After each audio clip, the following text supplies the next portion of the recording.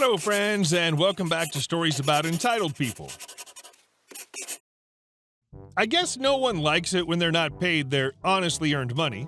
Let's find out how our OP solved this problem. But before we begin, don't forget to subscribe to our channel if you're new here and turn on notifications so you don't miss a new video every single day. Here we go. You want to cut off my paycheck? Let me look into my expenses. I've been working with my horrible boss for a year now, and I finally got another job offer. Yay for me. So I submitted my resignation letter. Well, she's not so happy about it. In negotiating my last day, I would like to put 30th June as last day, but she insisted to make it on the 28th. She said because it's Friday. Well, I know she's petty enough to save money for the company. Since I didn't complete the full month this month, I'll get a pay cut around $400, prorated. That's a lot of money for me. That also means my prorated and benefits are reduced. I started panicking for my salary this month, so I went through all my receipts for the past 3 months. Now, whenever I go for trips or business meetings, if it's nothing much, I won't go through the hassle of claiming it. I checked through my husband's receipts as well, and he had a few expenses I can claim under spouse benefits.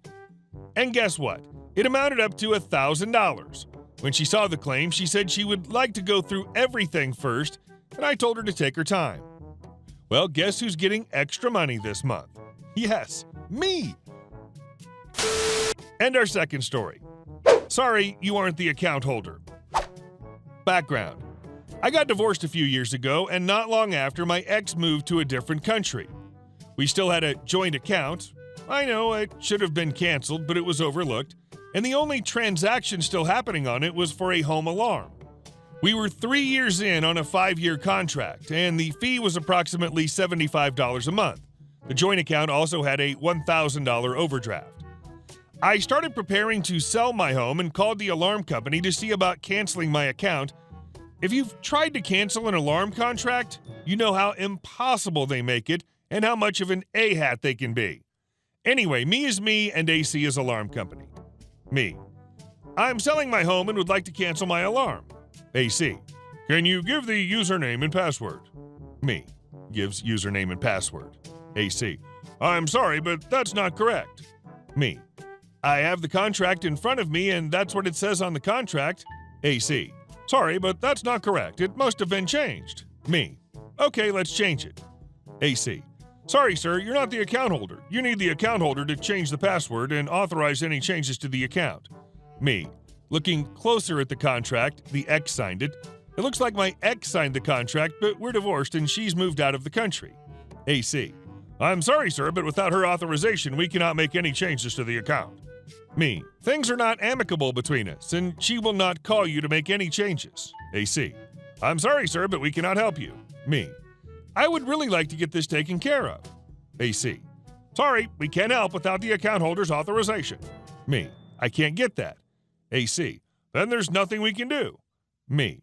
You need to send someone to collect your alarm and various sensors then, as I'll no longer be paying the bill. AC. Sir, that's not the way this works. You are contractually obligated to the full term of the contract and the equipment is yours to keep. Me. I will no longer be paying the bill. AC. Oh, in that case, we'll send this to collections and ruin your credit score. Me. I'm pretty sure you said I'm not the account holder.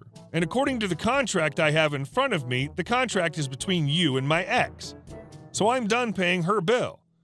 AC. Sir, you can't do that. That's not ethical. Me. You've told me that according to your rules, you can't work with me, so I'm just going to follow your rules. The next day I head to my bank and try to cancel the direct debit transaction. I'm informed that I can't cancel it. Only the originator of the direct debit can cancel it, and with the originator being the alarm company, that's not likely. I live in Canada and those are the rules, at least according to my bank. They tell me I can manually cancel a transaction, but that I have to come into the branch to do it, and I have to do it every month. For 3 months I do, but this is a real pain as I work 45 minutes out of town, and my workday happens to be the same as the bank hours, so a special trip is needed and time off work to do this.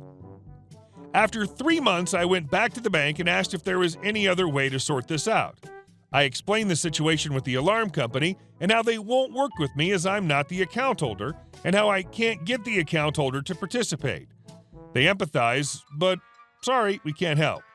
Me is me, BK is bank. Me. I would like to close the account then. BK. Sorry, it requires both signatures to close the account due to the way it was set up. Me. I can't get the other signature. BK. We won't be able to close the account then. Me. I've been transferring money each month to cover this alarm fee and won't be doing that anymore, so we need to close this account so it does not incur overdraft fees and charges. BK. We can't close the account or stop the direct debit. Me. Can I take myself off the account? BK. Yes, you can remove yourself from the account. Me. Okay, let's do that. BK removes me from the account. Me. Do I have any liability on this account anymore? BK. No, you're no longer an account holder. Me. You do realize that by me no longer transferring money into this account, the alarm fee will keep coming out each month and run the overdraft up. BK. That's okay, we'll deal with it.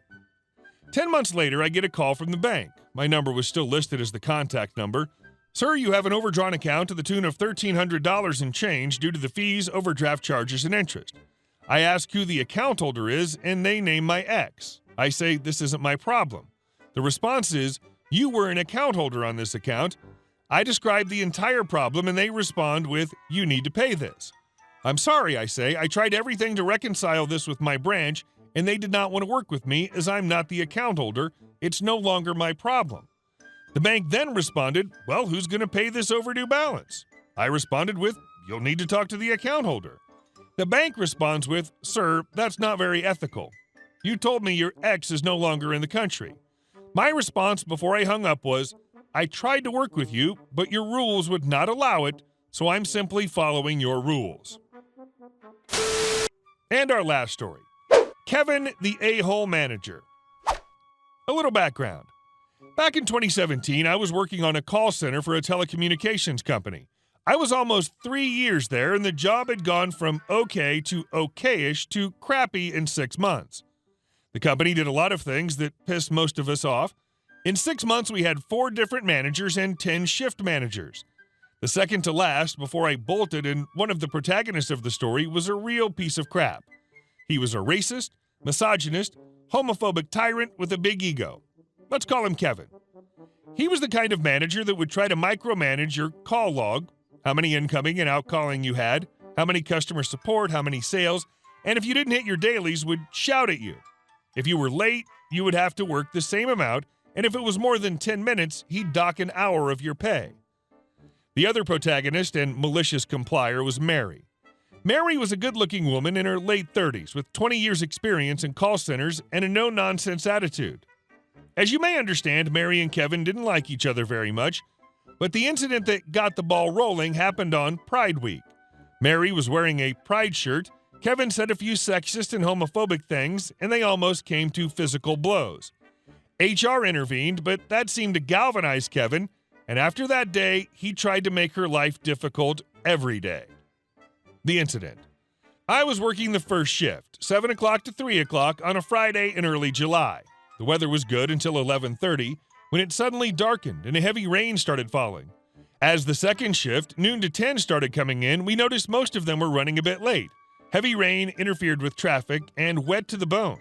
Most of them did a beeline to the bathroom to try and dry themselves with paper towels. Mary steps in at 12:05, looking like a drowned rat, and starts to go to the bathroom to dry herself. Kevin notices her and stops her. The following very loud, almost shouting conversation followed. Kevin, where do you think you're going? Mary, to the bathroom to dry my t-shirt. You're late. You can use the bathroom during your break. I'm soaking wet. I don't want to work with a wet shirt. I need to dry it down. I don't give a crap. You're late. You have to start working. But I don't care. You are late. You can let it dry on the chair while working. While most of us were a bit stunned by the whole exchange, Mary walks purposefully to her station, fires up the app, and removes her t-shirt and puts it on the back of the chair to dry. Now, Mary is a well-endowed woman, and sitting there wearing only her bra is attracting a lot of attention. She had calmly put her headset on and already was doing a call to HR. Kevin, being Kevin, is the last one to notice a half-naked woman making calls.